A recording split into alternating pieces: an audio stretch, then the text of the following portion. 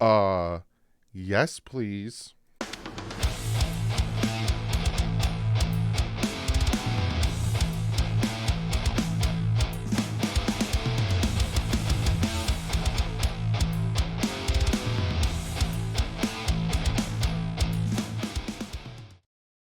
What is up, Finn fans? Was not expecting to make two videos today, but yeah.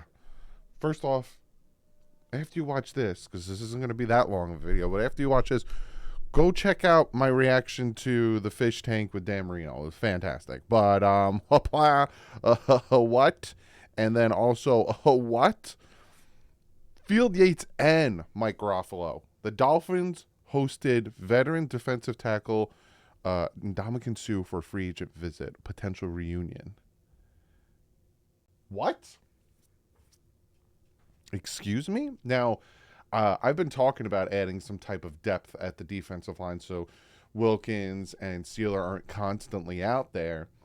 And, Akeem Hicks was a name that was constantly thrown out there. And, in passing and kind of like it would be cool. We've all said Ndamukong Suh, right? Hey, would they bring back Ndamukong Suh? He was with the Dolphins 2015, 2016, 2017, and then we released him, but still paid him for like the next 2 years because we gave him the biggest contract, the most ridiculous contract ever. And now he has come for a visit. Now, there is no update on him signing as I'm recording this. Let me just double check. But the fact that even Ian Rappaport for the Dolphins and Ndamukong Suh today was just a visit. Nothing imminent from Ian Rappaport. Just tweeted this out 49 seconds ago. So he came in for a visit. Nothing's imminent. But I still want to talk about it because it's something that perked my ears up a little bit in my thought process. Now, there's also Justin Houston, who was released from the Panthers out there. And I see what the Dolphins are doing, and they're trying to get in depth on the defensive line. They're going to be facing teams that like to run the ball. They're facing teams with quarterbacks that like to run in Lamar Jackson and Josh Allen. And you add these type of defensive players. You add these physical, chase them down, stop the run type of players to give us that depth. It's something interesting. Also, because a lot of people, I brought up Justin Houston. I didn't talk about it on here, but on Twitter I brought up Justin Houston, and a lot of people were like, well, he's kind of up there in age. I think he's like 34. Does he still have gas in the tank? This is when these types of players sign with these other teams.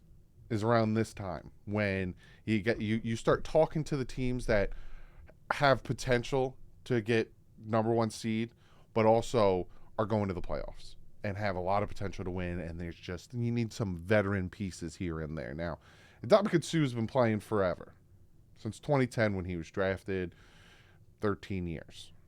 Like I said, 3 years with the Dolphins. He was with Detroit. He was with the Rams for 1 year. He was with Tampa for 3, got a Super Bowl ring. And then last year he went to Philly for 8 games. Do I want the Dolphins to sign Ndamukong Suh? Yes.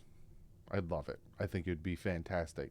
If we could sign him and then get him in the building and somehow get him ready, if not for the Ravens game, but for the Buffalo Bills game, and just have him torment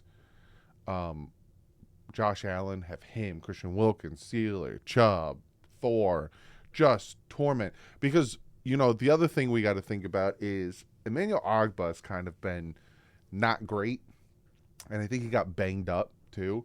So the addition of Ndamukong Suh or Justin Houston, or now Justin Houston hasn't visited. This is just a name that I'm throwing out there. But the addition of these guys is kind of depth and taking the place of some of these other guys. But yeah, oh yeah, I'd add Ndamukong Suh.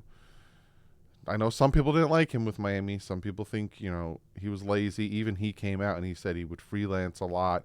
6 sacks in 2015, 5 in 2016. He had 4.5 in 2017. And then we released him and, again, ate a huge amount of cap space. We were still paying him. I think we're still paying him. But he'd probably sign $1 million contract, come in, play for, the Ravens, the Bills, probably the Ravens and the Bills games if we can get them in, and then help us in the playoffs. And help us get down and hopefully deep into the playoffs. And maybe to a Super Bowl. But this is a different world.